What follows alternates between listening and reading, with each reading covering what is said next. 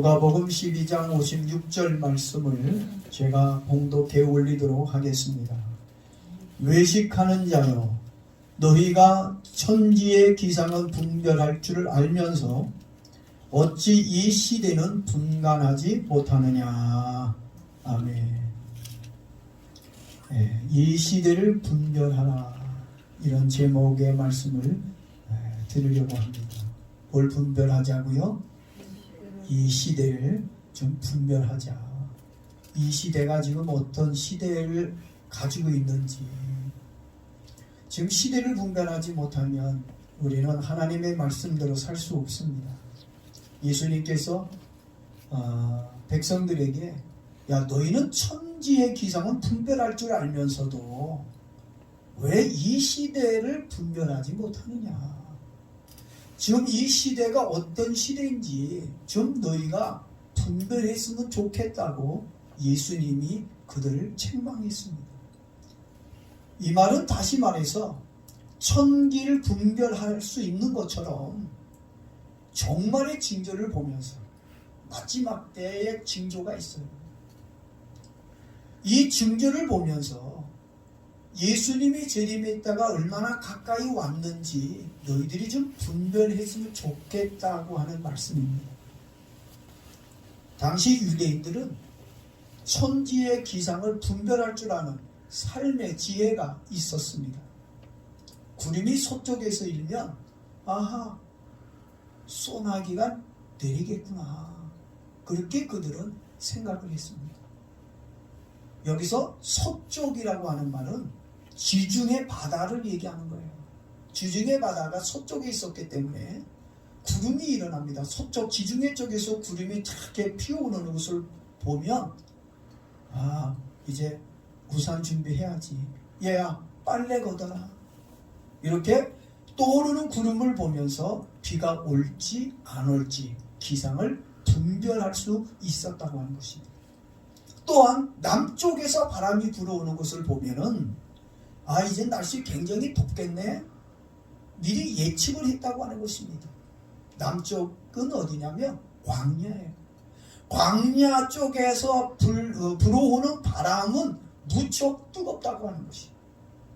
이처럼 과학이 발달하지도 않았고 기상 관측소가 없었어요. 일기 예보가 없었는데도 불구하고 예수님 당시의 사람들은 여러 가지 징조나 자연 현상을 통해 하늘과 땅의 기상을 분별하며 사는 지혜가 있었습니다.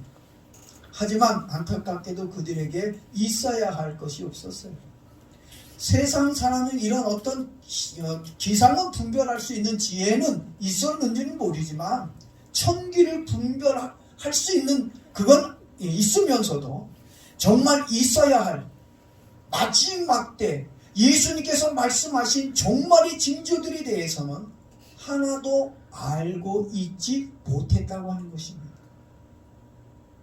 우린 세상은 빠삭해요. 세상 돌아가는 거, 돈 버는 거, 뭐가 좋다는 거, 이런 거는 우린 정말 빠삭하게 잘 알면서도 하나님이 하신 말씀은 전혀 모르고 있는 경우가 있어요. 예수님은 우리들에게 천기와 이 땅에서 잘 사는 방법만을 알려고 하지 말고 이 세상이 어떻게 돌아가고 있는지, 이 시대를 정확하게 분별할 줄 아는 지혜가 있기를 권면하고 있습니다. 그렇다면 예수님께서 무엇 때문에 이 시대를 분별하라고 말씀하고 있는 것일까요? 40절 말씀을 보시면, 오늘 본문 말씀 보십시오. 40절 말씀을 보게 되면, 그러므로 너희도 준비하고 있으라. 뭐하고 있으라고요? 누구에게? 나에게. 너도 준비하고 있으라. 뭘 준비하고 있으라는 얘기입니까? 생각하지 않는 때에 인자가 오리라. 전혀 생각하지 못하는 그 순간 예수님께서 오신다고 하는 말씀입니다. 주인 되시는 예수님이 언제 다시 오실지 모르니 너희는 착한 종들처럼 깨어 있어야 한다는 말씀입니다. 시대를 분별하고 깨어 있는 사람만이 재림 예수님을 만날 수 있기 때문입니다. 한마디로 지혜로운 청지기가 되어달라는 말씀입니다. 지혜로운 청지기는 이 시대와 때를 분별할 줄 아는 사람입니다. 42절 또 보니까 지혜로운 청지기에 대해 또 42절 이렇게 얘기하고 있습니다. 주인에게 그 집 종들을 맡아 때를 따라 양식을 나눠줄 자가 누구냐? 지혜로운 청지기가 되려고 한다면 뭐를 알아야 될까요? 시와 때. 지금 내가 살고 있는 이 시대의 때를 알고 있어야 한다고 하는 것입니다. 지금이 추운 겨울인지 아니면 무더운 여름인지. 제가 며칠 전에 어디 엄청 추웠잖아요. 그러다가 날이 좀 폭한 적이 있었어요. 집에 있으니까 이게 추운지 더운지 전혀 못 느끼는 거예요. 왜 집에서 아주 얇은 옷을 입고 있으니까 별로 그렇게 추운 줄 모르겠어요.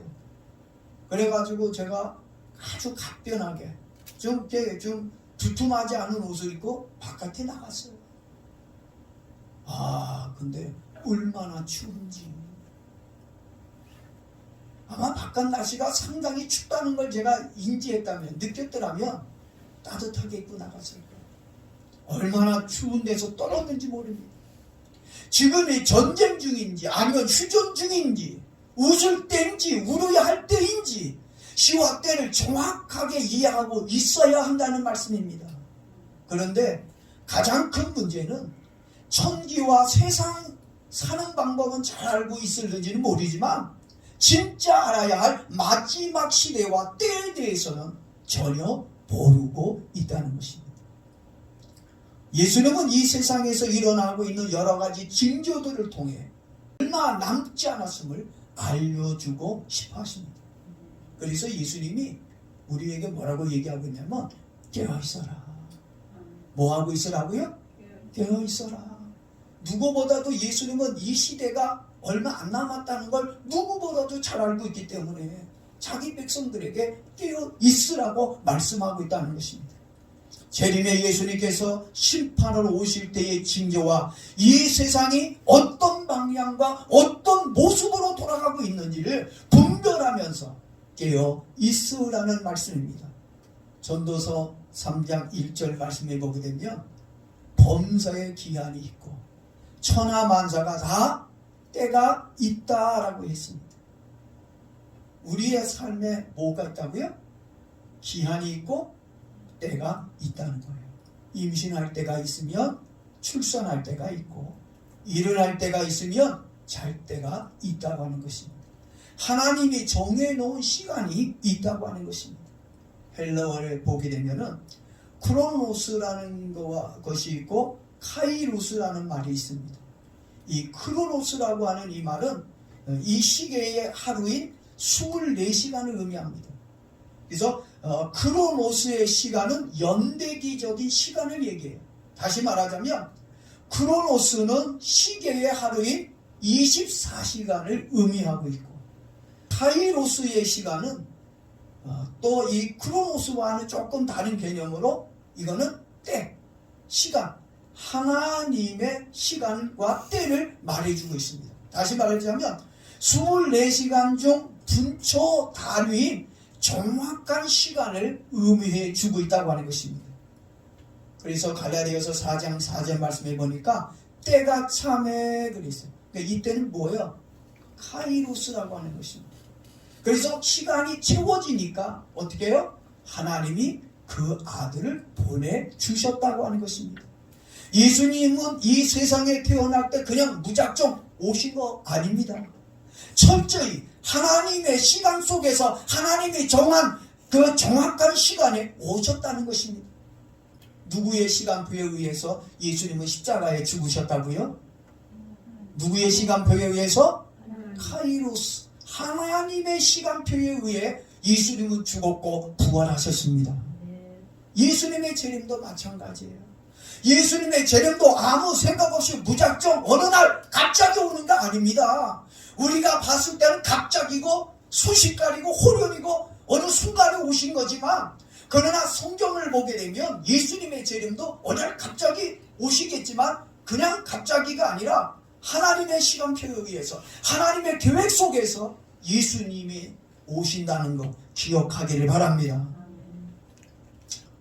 우리들에게 충분히 종말의 징계와 시대를 분별할 수 있는 표적을 주시고 난 카이로스인 하나님의 시간에 오신다는 것입니다. 그러니까 올 때 그냥 오는 게 아니라 뭘 보여주신다고요? 어떤 표적과 징조들을 보여주신다는 것입니다. 하나님의 정한 종말의 시간이 다 되었으니 너희는 깨어 있으라는 것입니다. 날씨를 분별하듯이 시와 때를 분별해서 주님께서 오실 때가 되었음을 알고 뭐 하라고요? 뭐 하라고요? 좀 깨어 있어. 좀 준비하고 있으라고 말씀하고 있는 겁니다. 사도 바울은 로마서 13장 11절 말씀을 통해 우리에게 경고해 주고 있습니다. 먼저 읽어볼게요. 또한 너희가 이 시기를 알거니와 자다가 깰 때가 되었으니 이는 이제 우리의 구원이 처음 믿을 때보다 가까웠습니다라고 그랬어요. 지금은 어떻게 해야 된다고요? 자다가 깰 때가 되었어요. 왜냐하면 우리의 구원이 처음 믿을 때보다 가까워졌기 때문에 그렇습니다. 지금 이 시대가 마지막 시대이고 재림 예수님의 오실 때가 임박했으니 너희는 자다가도 깰 때가 되었다고 말씀해 주고 있는 것입니다. 오늘 저와 여러분들도 좀 일어나기를 바랍니다. 좀 깨어 일어났으면 좋겠어요. 지금 이 세상 돌아가고 있는 모습을 보십시오. 정상적으로 돌아가고 있다는 생각이 듭니까? 여러분들은 정상이라고 생각해요? 이 세상이 지금? 제 눈에는요 비정상으로밖에 보이죠. 비정상이 정상을 내몰고 거짓이 진실을 내몰고 지금 이 세상이 이상하게 돌아가고 있단 말이에요. 예수님이 오실 때가 가까우면 모든 것이 비정상화 될 것이다. 불법이 성행할 것이라고 성경은 분명하게 우리에게 알려주고 있다고 하는 것입니다. 예수님의 재림이 임박하구나. 예수님이 오실 때가 얼마 안 남았구나. 예? 서쪽에서 구름이 일면 뭐가 있다고요?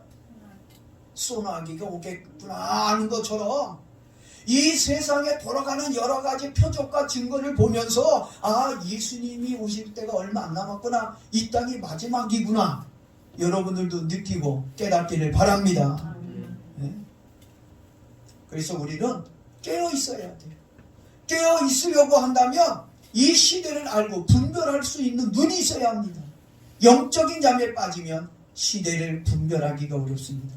우리 모두 지혜로운 청지기가 되어서 때를 알고 시대를 분별해서 예수님의 재림을 준비하는 신앙인이 되길 축복합니다.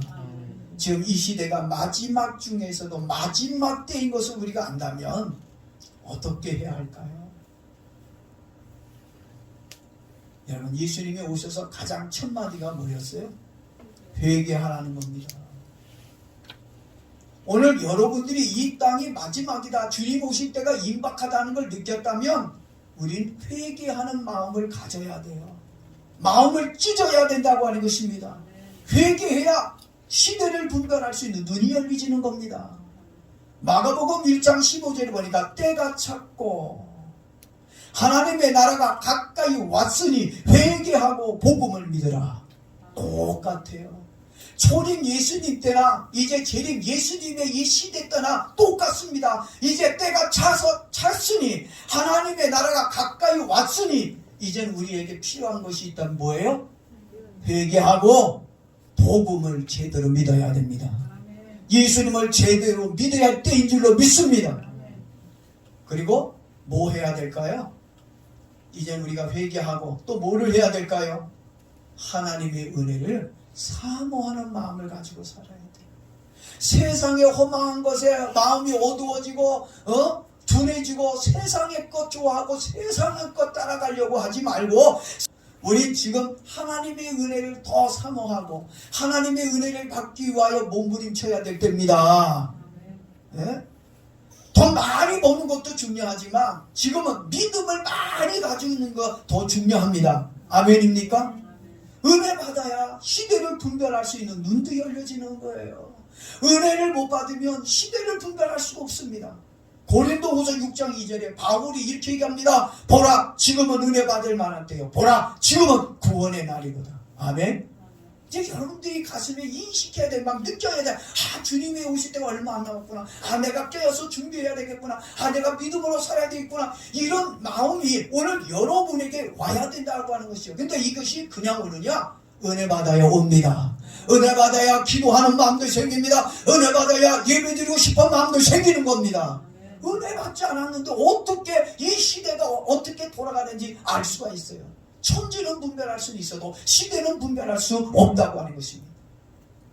마지막으로 여러분들에게 부탁하고 싶은 것은 이제 마지막 때인 걸 알았다면 우리 성령 받아야 됩니다. 뭘 받아야 된다고요? 성령 받아서 성령으로 충만해져야 돼요. 세상이 충만하면 천지는 보이지만 하나님의 은혜와 성령으로 충만해지면 시대를 분별하는 눈이 열릴 줄로 믿습니다. 이 시대를 분별할 줄 알아야 돼요. 아, 주님이 오실 때가 얼마 안 남았구나. 아, 이 마지막 때를 내가 준비해야 되겠구나. 사도 바울이 돌아다니면서 복음을 전하다가 누구를 만났냐면 에베소 교회 제자들을 만났어요. 그 에베소 교인들이 그 제자들에게 바울이 뭐라고 물어본지 아십니까? 밥 먹었습니까? 전도 많이 했습니까? 어떻게 오늘도 예배 드렸습니까? 이런 질문이 아니었어요. 바울이 그들에게 뭘 질문했는지 아십니까? 아주 원초적인, 아주 기본적인 걸 물어봅니다. 주님이 오늘 우리에게도 아마 이걸 물어볼 수도 있을 것 같아요. 오늘 교회 나와서 예배 드린다고 하는 우리들에게. 이 사람들은 제자입니다.